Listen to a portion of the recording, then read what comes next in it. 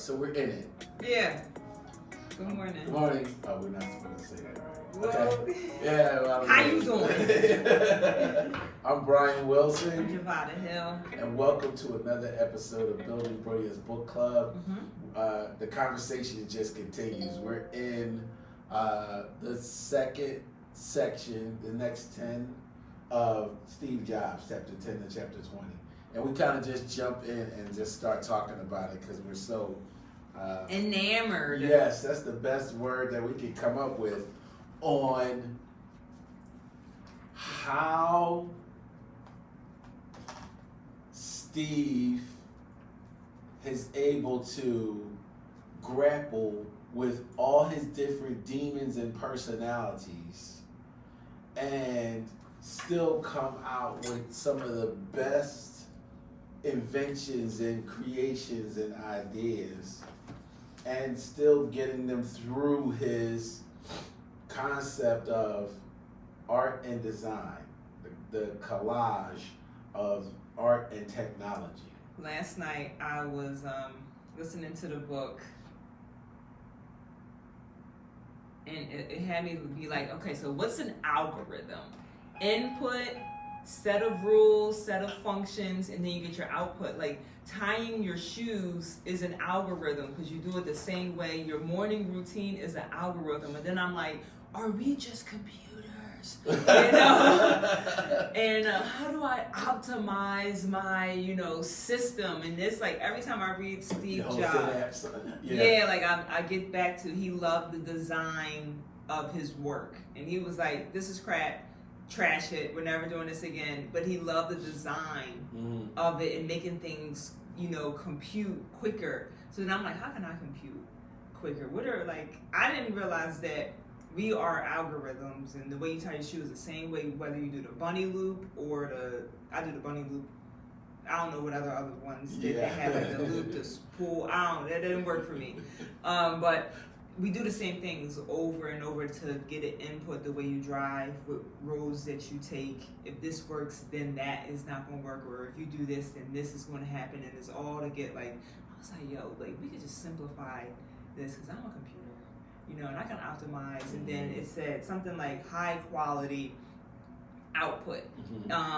Like not just social media or TikTok or Instagram. Like how do you increase your engagement is by putting high quality authentic work that looks like you, represents you. And he loved the design and the 90-degree angles, and it's sleek and it's clean. And I was like, that's us. Like we all don't nobody ever want to be related to being poor. Like nobody want to do that. That's not your highest image.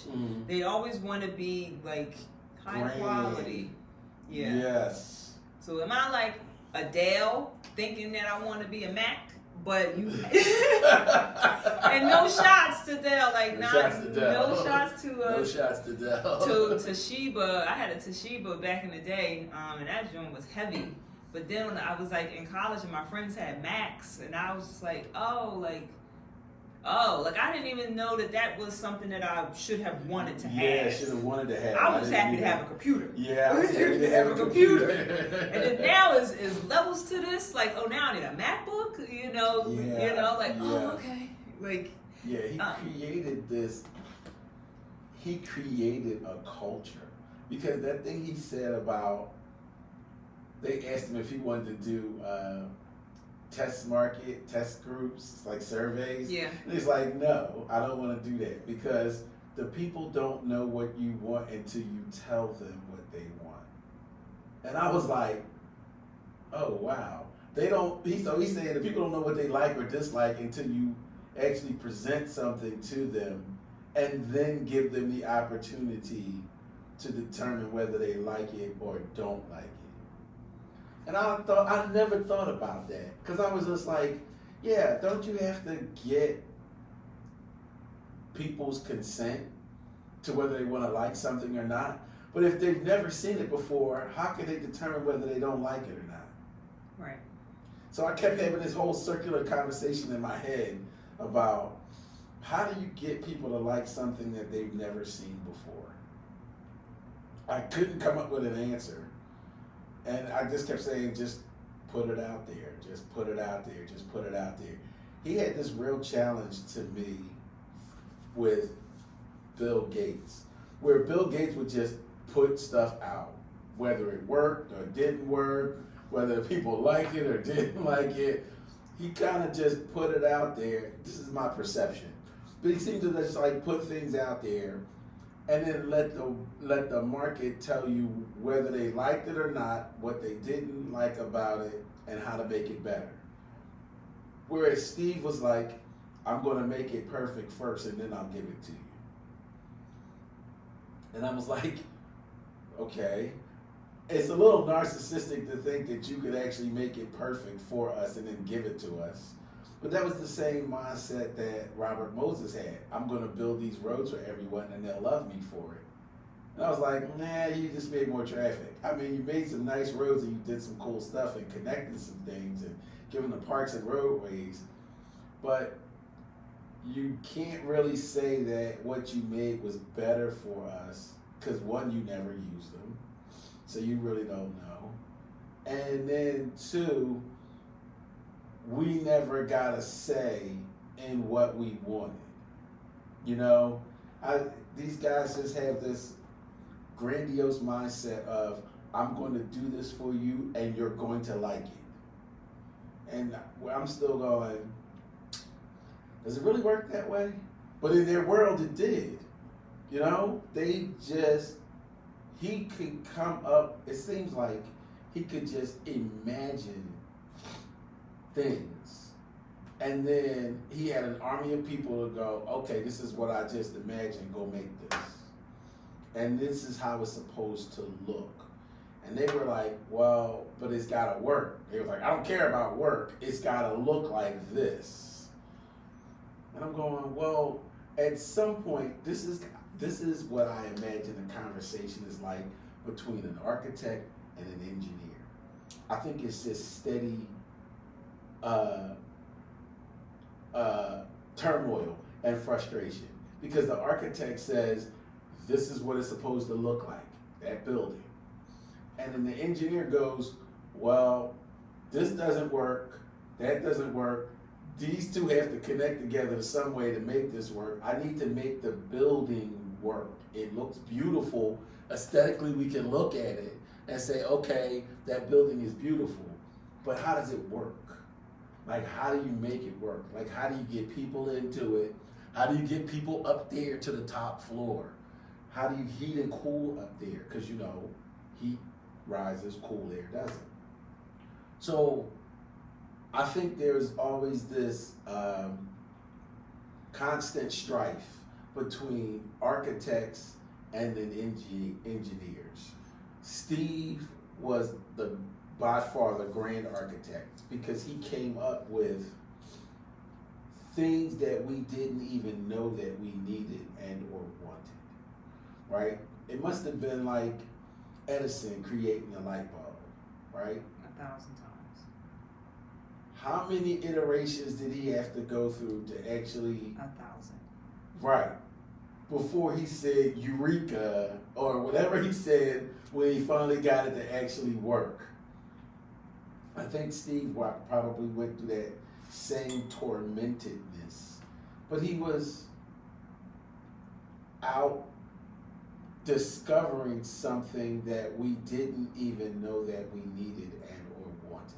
Like he saw a problem that existed for us and then how to fix it and then created it through all the naysayers and all this is not going to work and you can't do it like that and normally this is how we've done it. Everybody else's fears he was able to forge through to create his products, which is still weird to me because he wasn't even able to forge through the fears in his own personal life.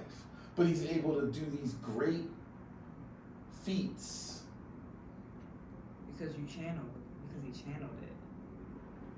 It's in order to face the fears in yourself in order to master the fears of other people, you have to face the fears, master your own. I think it's from Batman, but like it's so how does he didn't so much. Right. He didn't. So I like the word you used the word torment, which is like harassment, torture, unbearable pain of the mind. A little bit like molestation, the act of tormenting by continued persistent attacks and criticism. Like, yeah. Like sometimes I think of like molestation just between people, but it's also between yourself and your thoughts, and it's not just physical, but it's also like mental. Yeah, you can take yourself through some. And other people. And some other people. Right.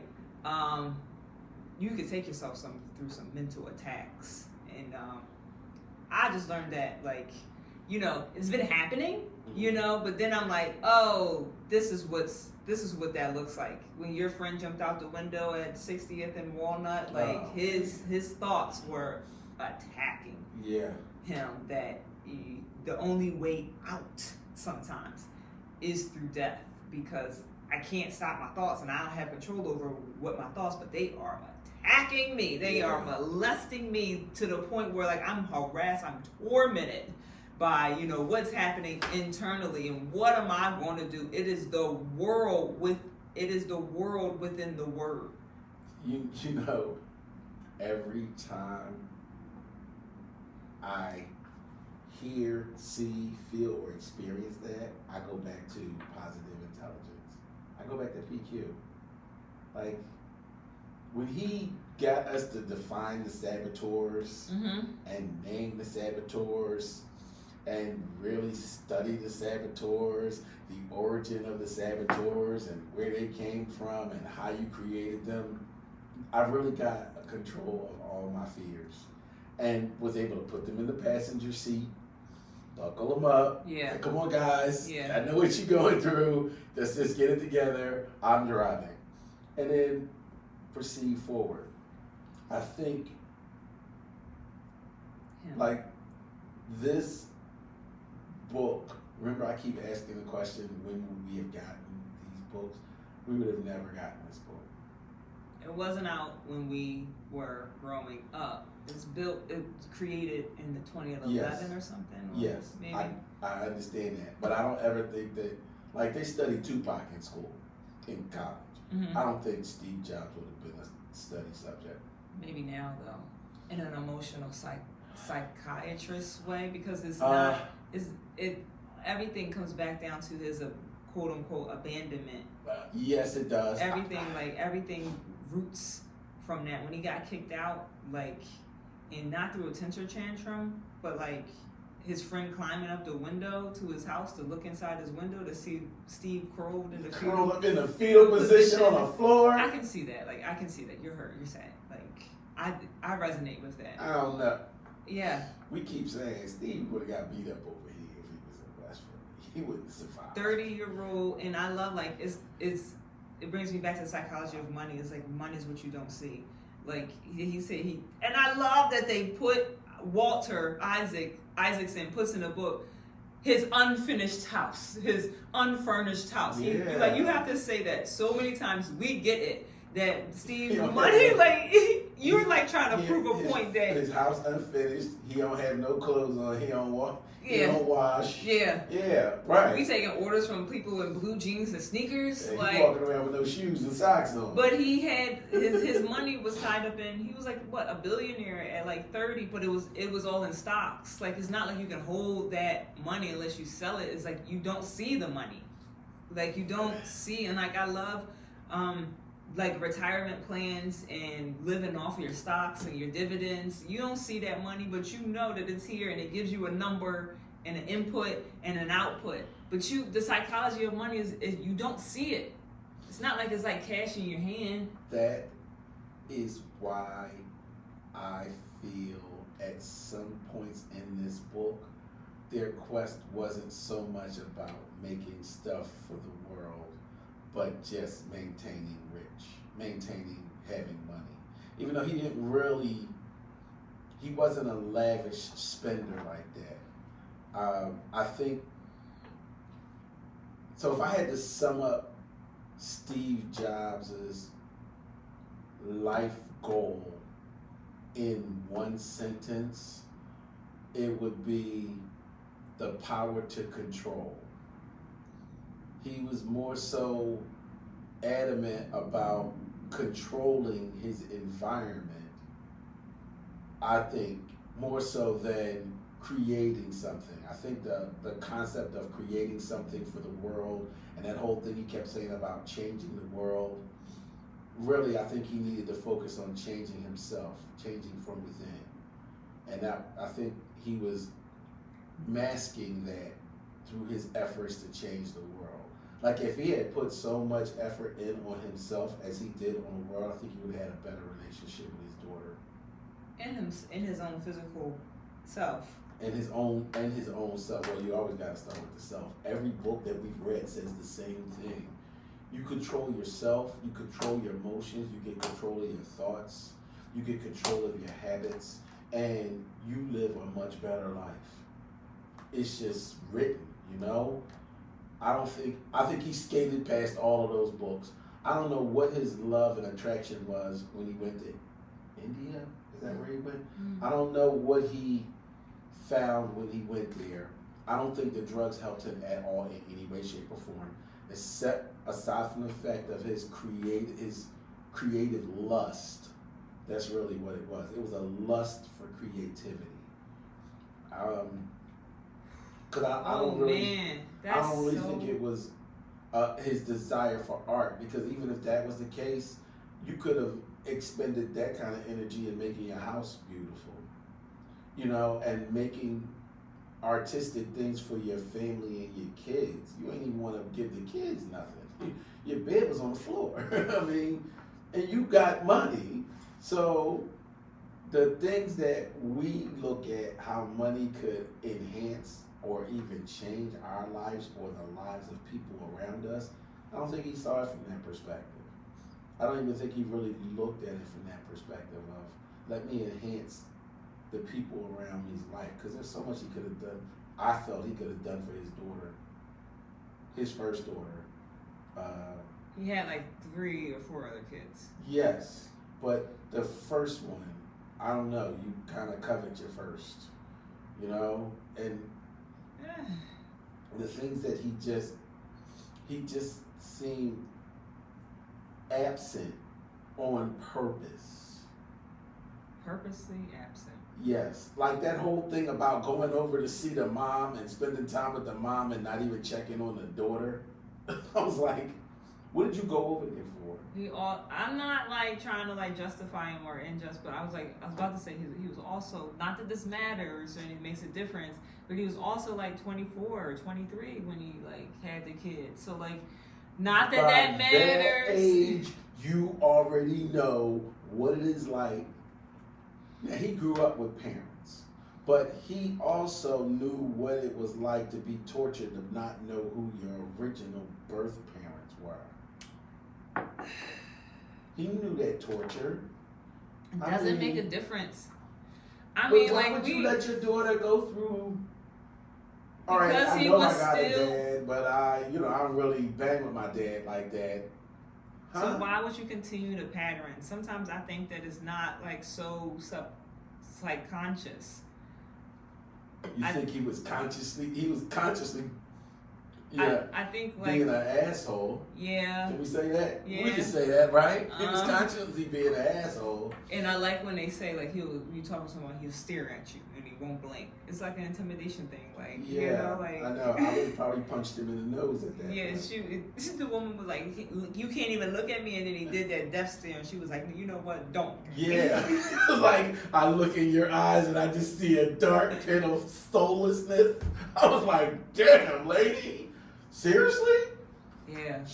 I was like, wow. Yeah. And that's a real description from somebody up close and personal. Yeah. Like, like I got the pit, like a pit of darkness. And when you said lust for creativity, like I got that because lust is the flesh, is not led by the spirit. And sometimes, you could sell your soul just to be, but to be successful. But yeah. I like that that you put like a lust for creativity, because sometimes it's like self-ambitious. You're not really supposed to be too self-ambitious. Oh, I want this award. You ain't create you know, like right, which is why I keep going back to the whole I thing.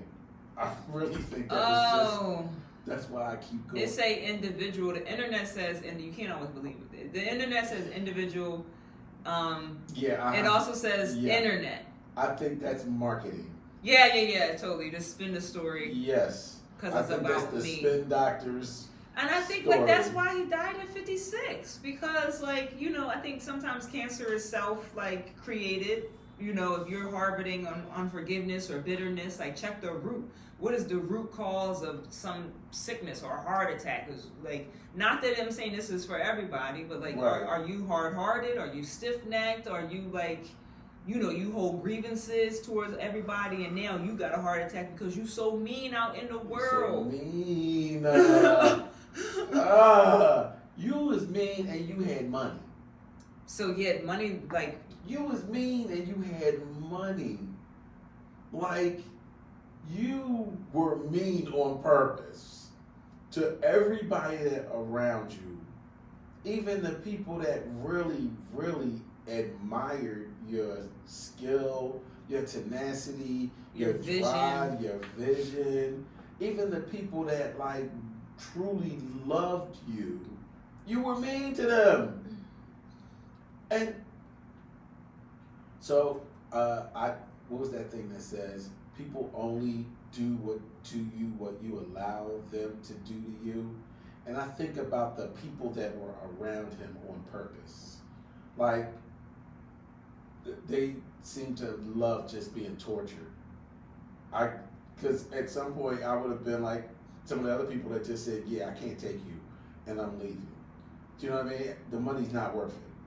You know what I mean? My sanity, my mental health, you know, even being around you was probably like walking on eggshells, you know? I spent hours creating this great thing and you tell me it's shit in 2 seconds without even really looking at it. Yeah. And I'm making this with a quest of hoping that you'll like it or that you'll see my understanding and my vision of what it is that I was trying to create, and then maybe we can collaborate on it together to make it better. But you walk in and shit on it. That's the first thing that you do. Now I'm in this superior, subordinate relationship trying to make you happy. Like you became my God. And I'm like, I'm gonna get with you later. And I'm gonna take my project over to Microsoft, and then we can just build it over there, and I'll be more respected and appreciated, at least for my attempts at, you know, trying to make something that I believe is perfect versus trying to please you. Idolatry. They really were. I mean, I think about, remember all those release dates of the new iterations of the Apple phone and the people rushing to the store and I thought about that too. out like just now, in this idolatry of like computers and just sometimes the people. I had a dream recently, and I was like getting on a plane, and I left my computer. And I feel like my backpack and my computer sleeve, and I was like, oh, they're just gonna ship it to me. But like, I was like, oh man, but then at peace, like, oh, they going, like I resonated, like I reasoned with myself. They just gonna mail it to me somehow, wherever I was. But then I thought like, maybe it's the separation from technology to the separation. Like just stop, like you wake up, your computer, where my computer? I gotta bring my computer. Whatever. So, in the space of like, don't be acting like technology is your God. Like, don't be acting like you need the new iPhone or whatever technology, Android. Some of those people were off there. I mean, rockers. When you used to see them camping out outside or the sneakers. stores. I know we're getting off, but like sneakers too. Like, we can't be there, you know, like you love the stuff of the world more so than like your internal beingness. And I'm so confused at what he was resonating towards. Like, what was his center? I think it was a dark center. You can have a dark center that's led by like. So Like Okay. Robert was a dark center. Okay. He didn't believe, not that he had, you know, at some points of view you don't have to believe in anything, but he had a dark center. Yes, he did. Yeah. Yes, he did. It's not led by flesh and blood, but it's like rulers of the dark worlds. It's spiritual wickedness. Like, so you think Steve Jobs was wicked? you trapping me in a yes or no questions. I'm sorry. You know, I'm sorry. Like, I don't know if the word is wicked. Tormented, maybe. Wicked. Okay. What does wicked mean? Like, Tormented and wait a minute. So he wasn't wicked all like the time. So was he a torment to himself or to the people around him? Wicked Who was he means- more of a torment to? Wicked means sinful, evil, heavy, heinous, morally bad in principle or practice. Ugh. Wicked means morally bad in principle. I love that we read Mother Sylphs. Shout out to You your love mother. that Because it That's- brings us back to like morality. Yeah. Something like I read the other day is it really just comes back to morality. Like from your decisions, what point of view are you making the decisions from? Yeah, what's your center? Where was his center? What grounded this man? Like nothing. Yeah. Nothing. Like not all the time. Evil sometimes when like you pull the plug on somebody's work, I think that like, was evil. I think my heart would sink. That I would have stabbed him in the eye. And I would have had to not be I so would've been so mad at I him. saw something the other day and it was like when you create something, put it out there and let it go. Don't idolize it because then you think that it's you that's creating it. You just had a thought and you created it and then let it go because that thought wasn't you. You know, like succeeding against all odds, John Johnson and then Michael Jackson, or Prince was like, we gotta get up at 3 a.m. to make this because if I don't do it, it's gonna go to Michael. And I got that because we all just channels for ideas and for concepts. ideas, and you could have that thought and then don't act on it. You could have the thought to write a book, but don't act on it. But somebody else gonna act on it, and then now you mad. Right, because now you reading the book that you should have written. Right. Yes. You know something? Stop.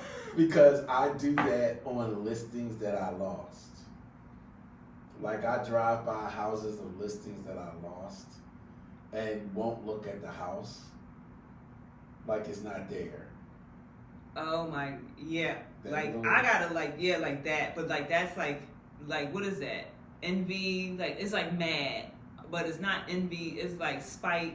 Because I had that too, and I won't even look it up on the MLS. You know, and I'm like I know. I won't even look it up on the MLS. Because why you ain't go with me? Like you know, but What like were I you can. thinking? But then I'm like, What were you thinking? Are you crazy? photos. Is that a toilet? Right. I'm better than you on my worst day. Hey. Hey. What was you thinking? So I drive by them like they didn't exist. Right, and then but like, what is that? Like, it's whatever it is. It's like spite or just like it's like I can't believe it. But then you tell yourself like PQ for whatever reason. For whatever reason. Right. Yes. Give thanks in trials and tribulations, whatever. Like. And stay focused on the positive. And then if that's my route, then I can get off of it so quickly. And I'm like, dismiss the thought. Like dismiss it, please. Like you can't get through. Negativity's gone. Yeah. Oh, please, I closed the I door. wish you the best. Yes. Keep it pushing. Listen, keep it pushing. Just keep it pushing. I don't know you. I know this never happened to me. This never happened to me. I don't know you. I don't even know what you're talking about. You It worker. don't even make it into my journal of today was a good day. Yeah, you don't even make it in. You worker of iniquity. I don't know you. Right. So, what did he go home and write down every negative conversation He didn't have that a he journal. ever had? He did not have a journal. And then just go back and reread every negative conversation. But that's fueling your dark power, which is kind of like you can use anger to move yourself up the map of consciousness. How do you wake up every day angry?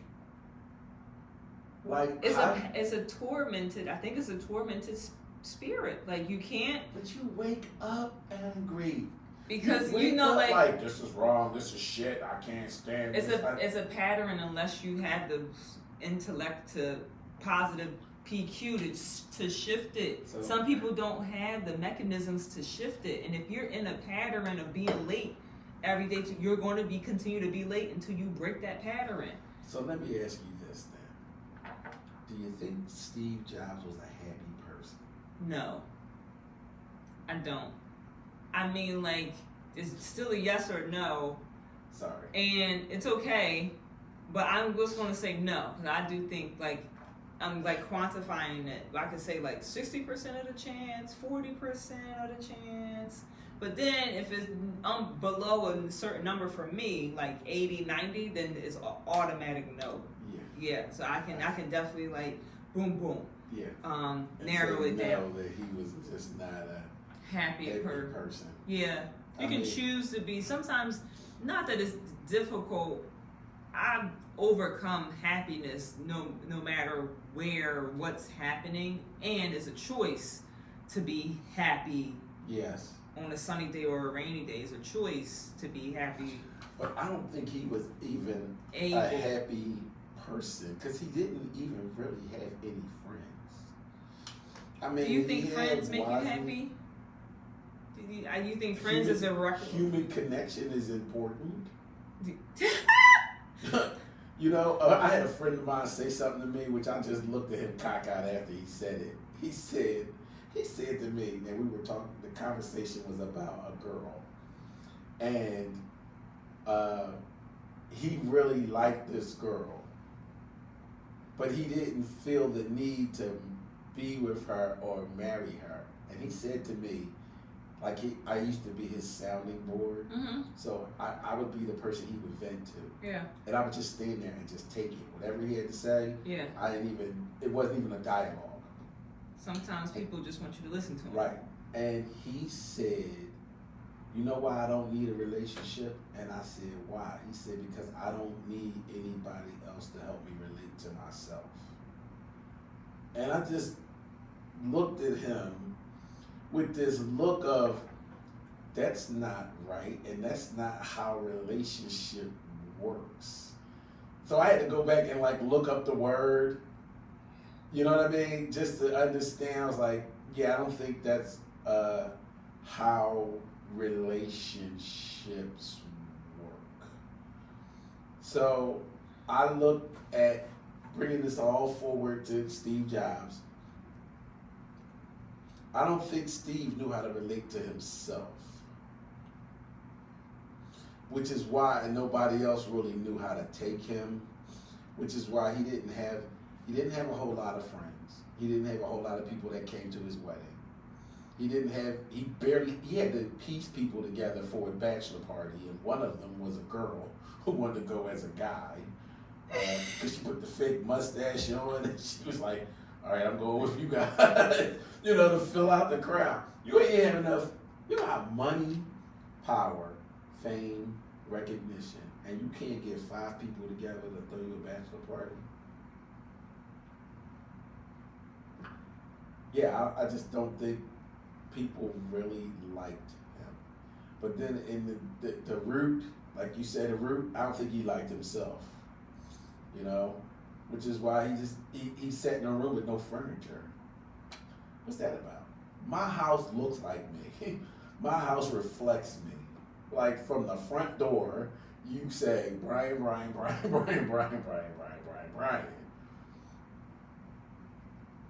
Partly because I love my house, partly because I love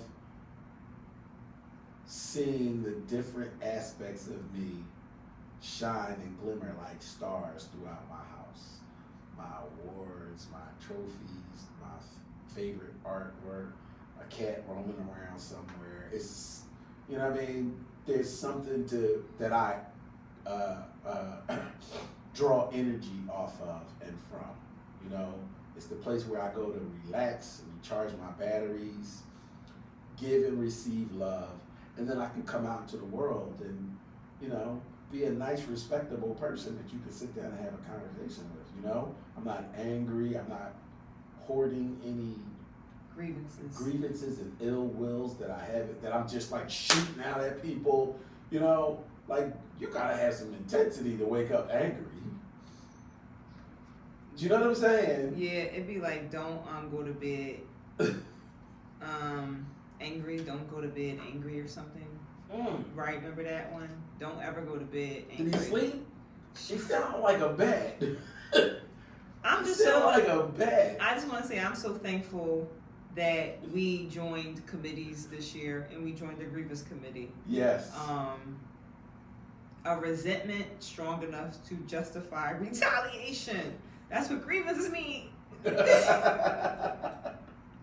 And then people be like, wow, I couldn't join yesterday. I know, I missed you. I know, because I couldn't get the case open. Yeah. And it was big, and I couldn't get it open. Yeah. And I was like, I can't read all of this in an hour. I should have started reading it Sunday, because that's what I do, is prepare Sunday to Monday. And I was like, oh, I forgot about the grievance case. Sometimes just being on I just be like, you agree? Everybody else agree? All right, raise my hand. I gotta put my 2 cents in. I'm like, wait a minute, hold on. I gotta make sure grievance. Something is not right about this. A resentment strong enough to justify a retaliation. And they be writing, this is what you did, this is what you did. I'm gonna pull everything together. I'm gonna pull the case on you. Oh my God, those people. Some of them can't, but some of them be real. But I swear, some of them just be like, I'm mad at this person. Versus so bad. I'm trying to pick some. I'm trying to make it so. Yeah. I want everybody to be mad at this person like I'm mad at this person. And I'm pulling your whole crew. Everybody. You looked at the email. You witnessed too. Did you see this? Did you see this? My God. Where's the home inspector? He should be here too. Yeah, he on this too. So, and I think of like stuff that you be afraid of that be normal for Steve, like when people be suing him and like just like grievances towards him, he don't be like, it just be like, just like one of those days. Yep, it's just regular. Yeah. I think he enjoyed that more than he enjoyed people. Because it gave me something to like be mad about or something like that. I think he just looked for things to fuel his anger. Because I was abandoned. Yes. Oh my God! I ain't this go is there with that. Yes. It's just an abandonment story. Only because I was abandoned and nobody wanted me. Oh man! But like that's how people sometimes are. And like you have to not have like it's not like a laughing matter. It's to be empathetic towards what you at your root, what you think is true. Yeah. That nobody wanted me. So then it's going to show up because you're creating your own. Real cry for help. Yeah, and I'm going. Needed some help. Yeah. Like he needed a couch therapy session. Like he really needed a psychiatrist to unwire, but he could have unpack a lot of his stuff. Yeah. Because then it's like, oh, I'm going to create the best product, and the world is going to want me. Right. But you still, you're drawing your energy from like not being wanted in the first place. Yeah, it's such a continuous. So you got this fight going on inside yourself that is on stage for the world to see. Like we were all part of his struggle. Even the different iterations of the phone. And all the different changes, and we're changing this, and we're going to make it do this, and we're going to make it do that, and we're going, well, we liked what it did before, but if it could have done these other things, it would have been better. But none of them was, let me ask the people what they want. And he's like, I'm just going to make it, and then they'll appreciate it because it's made. And we're going, okay, I guess that's how it works. We didn't really have much of a say in this. And now Apple is a major company. I swear I keep going back to this whole concept of just a group of people got together and they wanted to be rich. And they just made something. They thought about what is the most creative thing that we can make for the world? that everybody can use, that everybody has. I swear they just sat down one day and came up with this concept that said the phone and the watch. They thought about everything that people use on a daily basis. Compute, yeah. And said, okay, well let's put all of this thing into a box. A beautiful, sleek box. And then pour all the things in it that people use. Calculators. Remember? Navigation. When you were a kid, you used to see your friends that walked around with the pocket protectors and the pens. I wasn't that. Yeah, no. No, I wasn't that either. But I'm thinking about the things that people used to carry around to define their profession. Yeah, right. Accountants used to carry around calculators, the calculators, or the pens. Like, oh, I'm leading edge, or I'm president. That this is who I am. Yes. I want you to see that this is who I am. Or the trophies. Lawyers that used to carry around all of their cases. Your briefcases. It's such an identity. Yeah. Like yes. Right. Yes, it really was an identity. Like I said, I say this to my family. I say, look at the people that you see walking the streets downtown. The more bags that they have, the lower down on the totem pole they are of employment. Like the secretaries usually have like 3 bags. They have their purse. Yeah. They have the lunch bag and a bag for shoes. You know, because they walk in sneakers with a skirt on, and they're gonna change when they get there. They're gonna change when they get to the more stuff. Or the homeless people, pack like bag lady. Erica Badu, I like that. More bags you have because you're supposed to be light. Let there be light. You're supposed to be light, just I free. I always admired the realtors who walked the streets and didn't have anything in their hand except a cell phone. Or you need your hands to be free just in case anything want to pop off real quick. Oh yeah, right. You gotta be prepared from that. You gotta be from Jocko. But I loved. That was my aspiration. Like the first time I met Mike McCann, he came in the office and he had a briefcase filled with folders of all of the deals he was closing that day. Like he was going from one settlement to the next settlement to the. But he was carrying them all. You didn't see this bag. I swear it was like falling apart. It was a leather strap briefcase, and it was busting open with folders on all the deals that he was going to settle that day. But then I look at other realtors, and all they had was a phone. I'm like, how do a realtor all you got is a phone in your hand? Like, how do you get there? You know? I said, I want to be the new modern realtor where all I have is a phone. Like, I hate that I even have a bag now. And I only have it because I have to carry my laptop. But I don't even have to carry my laptop around anymore because I have a computer in my desk now. So now I can really be that hands-free. It feels weird to me to walk out the house without nothing. That's my own personal thing. I'm trying to get over that. But my how I got into this topic and whole conversation was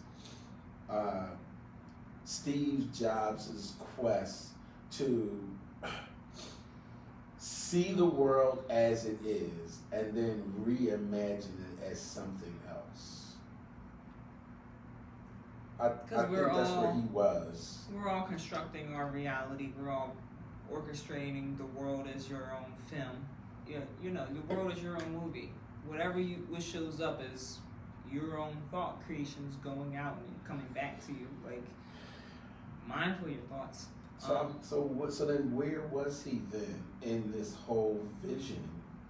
Like, we already know his leadership skills suck. Like, they could have taught a class the what not to do's of Steve Jobs. Yeah. As far as leadership is concerned. Right. So let's separate the Steve Jobs leader from the Steve Jobs visionary. And then in his quest to create, what was the vision that you see that was really driving him? Impeccable design. Impeccable, sleek design. I think there was something underneath that he didn't focus on. That he don't know that it was driving him? Yes. I think there was something that was beyond that. Something that like he created that people wanted, so he could feel like he was wanted by. I think that there was a little bit of that. I think there was a quest to be loved, the quest to be seen, appreciated. And like when the blue, like the iPhone is blue, the Android is green, but they don't they're not in competition with each other, but Apple don't want them to be blue because this is our thing. Right. So like in the inclusivity, that when people feel like they got an inclusive iPhone or exclusive.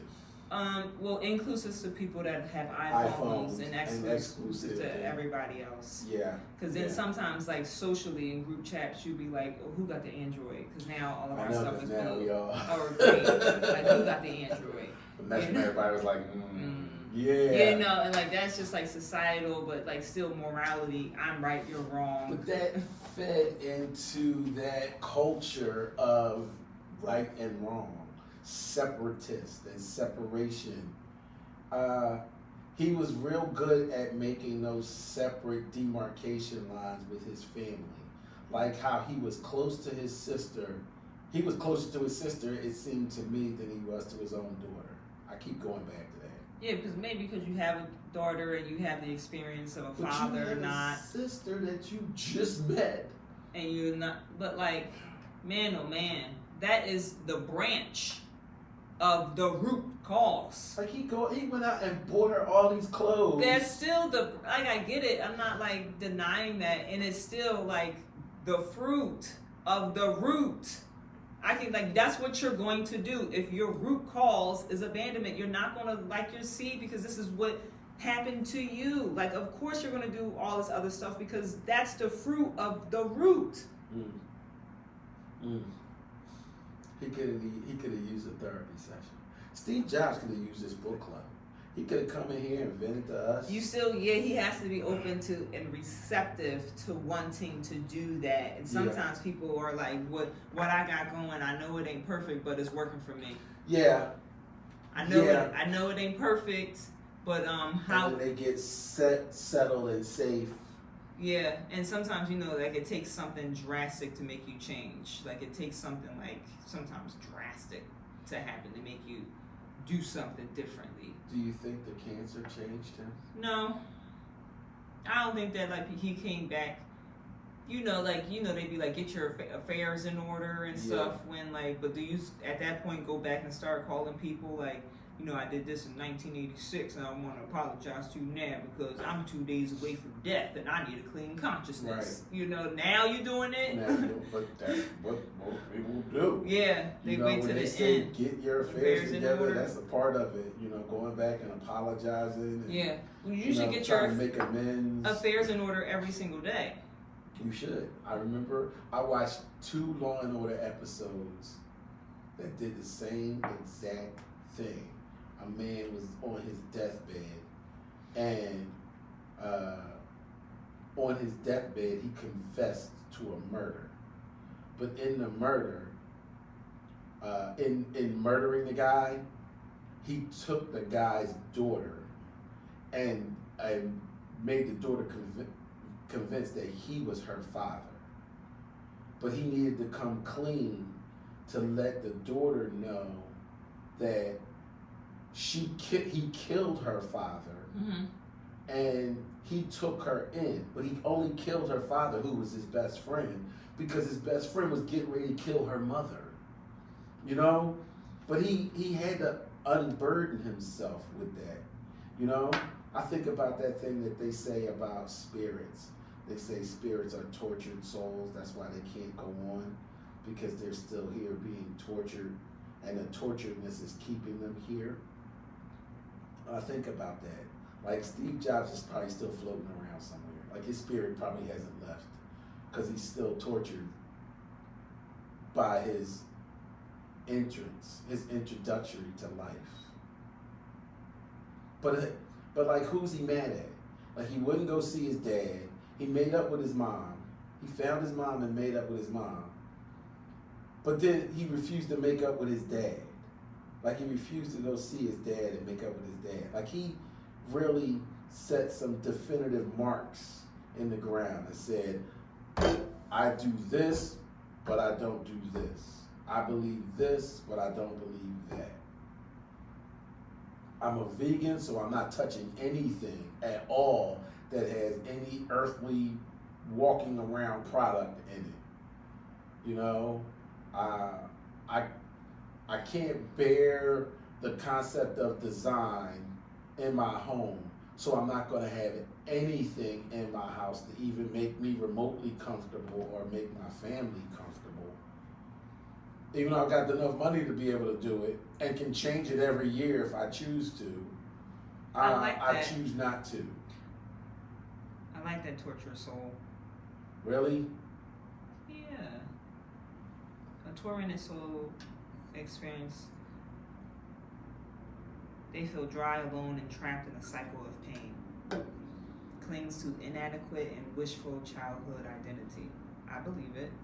A wishful childhood identity is like, you know, abandoned and whatever, and then it says trapped in this cycle of pain. So if you What did he wish for? a wishful childhood, especially, I mean, he had a great mom and dad who but loved it's him. you're outside looking in, and you're projecting that he had a great.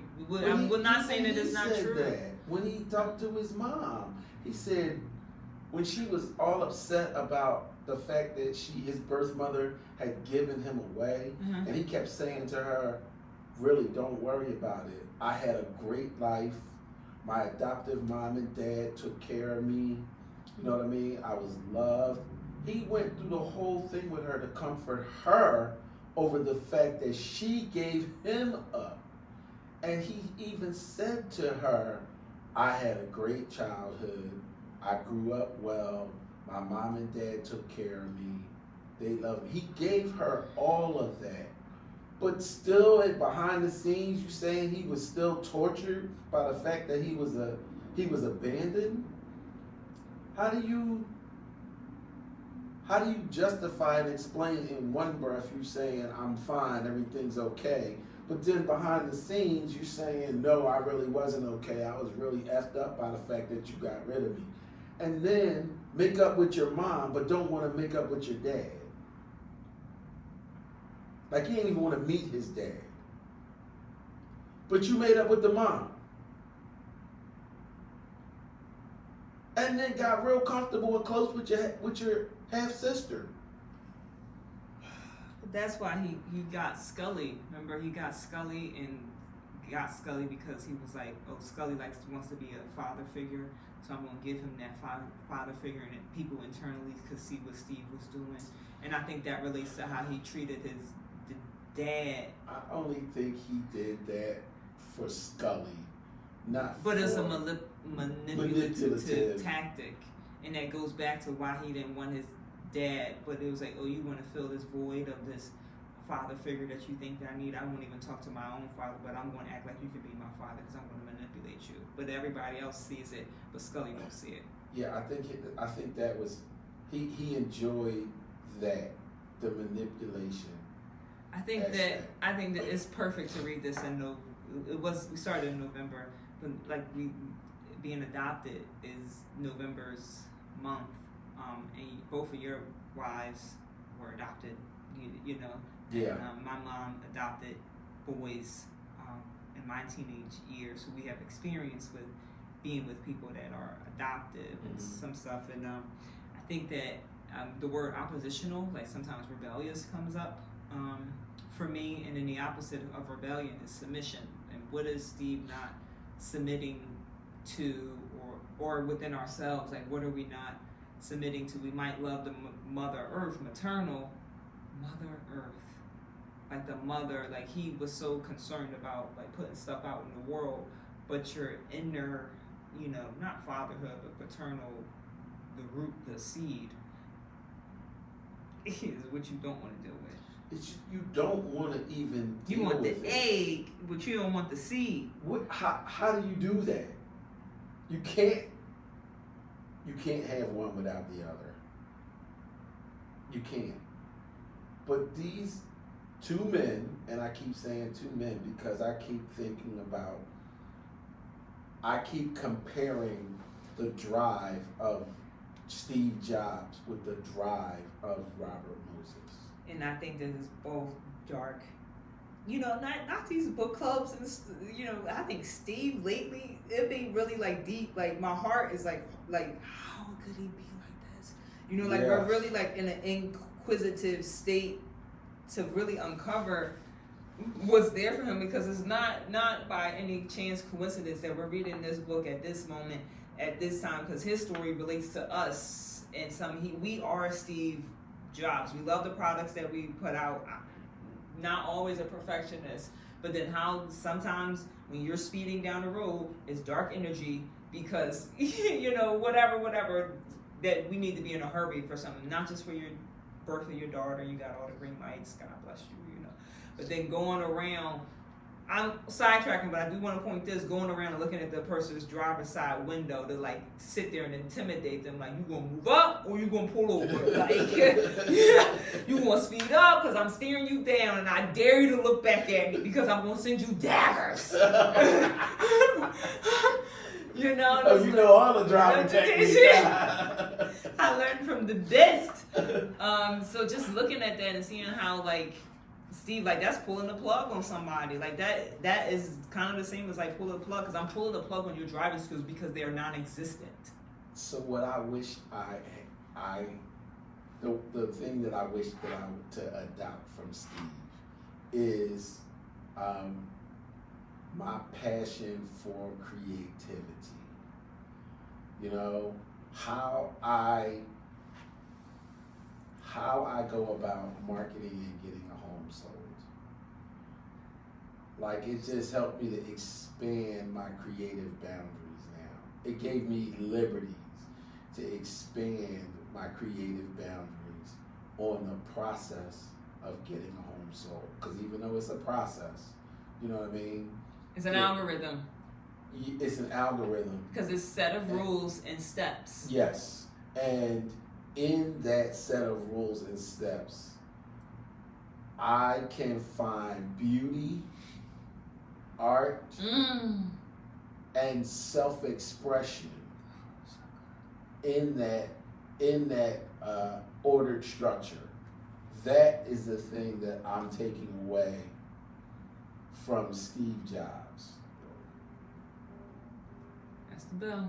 Yep. We thank you for joining us for this episode of Building Brilliance Book Club. You can find us on YouTube under Building Brilliance Book Club, Facebook under Building Brilliance Book Club. We're going to pick up and conclude with Steve Jobs. Next week. Can we conclude next week? Yeah. Okay, yeah, I think we can be done with Mr. Jobs by next week. And then, surprise. Yay! Again, I'm Brian Wilson. Javada Hill. Thank you for joining us. Thank you.